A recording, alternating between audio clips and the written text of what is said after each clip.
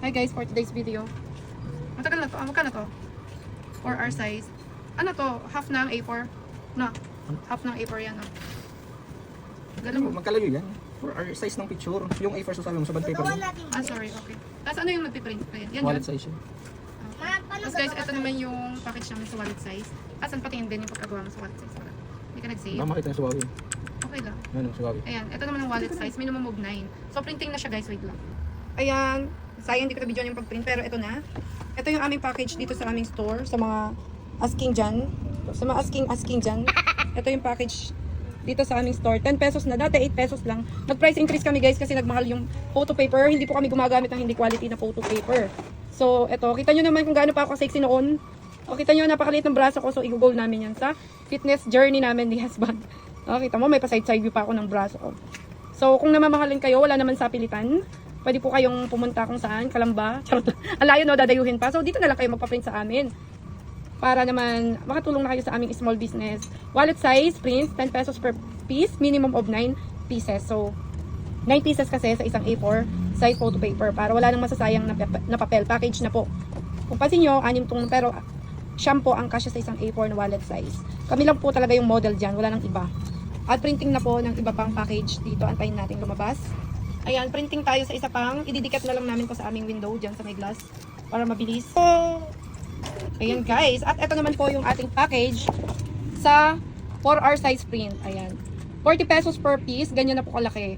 Minimum of 2 para din hindi masasayang yung kabilang piece ng aming photo paper. Why po nag-i-increase? Dahil hindi na rin po bumababa ang materials, ang ink, tsaka yung printer namin. Mahal din po ang pagbili namin sa printer at mahal na din po ang mga materials photo paper. Inuulit ko, no bashing. Kung ayaw nyo po dahil namamahalan po kayo, wala pong sapilitan, pwede po kayong mag-next video. Joke lang. Pwede po kayong lumipat sa ibang store. Wala pong sapilitan dahil everything here is lahat may bayad, lalong-lalo na yung aming store rentals. Hindi na kailangan ipaliwanag, alam nyo na yan, yung mga nagbi-business dyan, makaka-relate kayo kung gaano kahirap mag-start ng small business at ngayon lumalaban sa buhay. So laban lang, wala pong sapilitan, pero yung iba talagang no choice. Kaya thank you po sa patuloy na sumusuporta sa aming small business, kaya po kami nandito pa rin at lumalaban pa rin.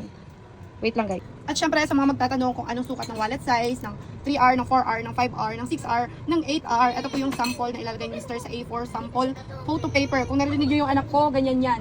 Ate Benice, ganyan yan lagi ang mga anak ko guys, kaya huwag na kayong magtaka. So ayan, sa mga magtatanong anong sukat, ilalagay na rin namin sa window, sa glass, para wala nang tanong-tanong, alam nyo na kaagad. Okay po, malinaw. Laban lang sa mga may small business printing na katulad namin. Thank you dito sa husband ko. At guys, eto nga pala yung in-unbox namin, yung sa JBL na speaker. Mayroon na siyang damit para hindi nalikabukan. Mahal na mahal yan ni husband yung JBL speaker niya. So yun lang guys, dito ko muna tatapusin ang mini update and vlog ko. Bye, love you! So guys, bago kami umuwi, ipalalagay-lagay muna ni husband yung mga print kasi nga para advertisement na din or advertisement. Tama ba? Advertisement or advertisement. Bahala na kayo kasi nakalimutan ko na, pagod na ako. Ang hirap mag-explain. So, dyan muna daw ilalagay ni husband. Ayan. Hindi na namin nilalaminate guys kasi safe naman siya. Nasa loob at nasa glass. I think sana pinanasa mo yung glass. Hindi na. Kasi grabe talaga tong anak ko. Nag-drawing pa dito. Ayan guys. Bahala na si husband yan. May lalagay ka pa dito sa kabilang side. Tatlo lang yun. Sunod-sunod yan hanggang taas. Okay. Diba guys? Ganyan lang yun guys. Bongga. Diyan sa taas yan. Para maganda. So yun lang guys, bukas ipapakita ko sa inyo pag nagbukas kami. So guys, ito yung aming labas ng aming store. Ito yung dinikit kagabi. Ayun sa mga magtatanong ng sukat ng mga pictures. Ito yung mga bagong lagay lang namin. Ayun lang guys, ito yung front ng aming store. At hanggang dulo to guys, di na lang namin binuksan yung kabila kasi half day lang kami. Today Saturday na. And mag-close na kami para mamasyal. Char lang. Sige, bye-bye. Love you. Bon, please, alis na dyan. Ang dami ko. Grabe talaga si Bon. Oh, grabe ka alat, guys. Nakaka-relate ba kayo dito sa store namin? Parang hindi na lang kami aalis, guys. Maglilinis na lang kami. Grabe talaga itong batang ari. Tapos maghahanap-hanap ka ng mga kulang niyan, Bon. Kulit mo naman, Bon. Ewan, huwag na nga tayong umalis. Magpapahilot pa naman kayo ni ate mo. Bon, magpapahilot kayo ni ate mo kasi yung mga ubo nyo hindi natatanggal. Ay, Diyos mo, grabe naman kalat nitong batang to, guys. Hindi ko na nga to anak. Bon, hindi na ba kita anak? Sagot. Anak. Patingin. Anak. Ay, grabe si Bon.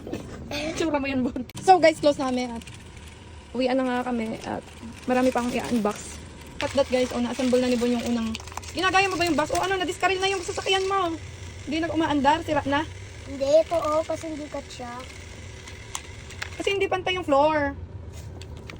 Galing mo talaga. May tao po. Dali na magki-clean up na tayo. Dali kasi alis tayo. No, Ha? Ano po? Magpapahinat kasi tayo. Ano po? Sige, patingin nga ng car mo. Ikaw ba nag-assemble niyan? Yes po. Yun to, tingnan mo. Paano ba yan? Patingin. Tapos yung car. Tapos may ito. Oh, Nagasaan to. hindi ka sagasaan ah. Ang galing ah. Ang galing naman yung toy mo ah. Happy ka dyan sa gift ko? Marami ka pang i-assemble. Nagawa mo na yun yung nasa box, hindi. Asan yung box? Wala na yung box, tilapon mo na, no? Ito Ang sabi mo? Ito po Guys, ito pala yung i-assemble ni Bon. Oh, ang daming pwedeng magawa niyan, no? Oh, ang dami, guys, oh. Tapos, ito pwede din ganito, guys. Oh. Kaya ang dami niyan. Oh, DIY. Tapos, pag gusto niyo ng link, pwede niyo din bilhan yung anak niyo, guys, ng ganito. Oh, para happy sila, enjoy. Ito binili natin to kasi gift kay Bon. Ayan, guys, sobrang happy si Bon. Yan ang pinapangarap niya. Anong tawag dito, Bon? Bon, anong tawag dito? Bon, anong tawag dito? Electric drill blocks. Electric building blocks. Electric building blocks. Ito pala yung lagi niyang binabanggit na hindi ko magets-gets. Alam niyo naman si Bon, bulol pa. Yun lang guys, love you, final na to.